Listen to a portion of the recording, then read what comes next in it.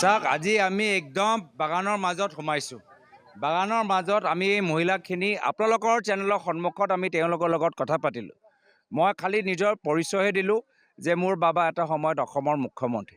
তাৰপিছত মই তেওঁলোকৰ পৰা সুধিলোঁ যে তেওঁলোকৰ অভাৱ কি অভিযোগ। আৰু ইয়াত আমি আহিছোঁ ঢেকীয়াজুলি বাগানত।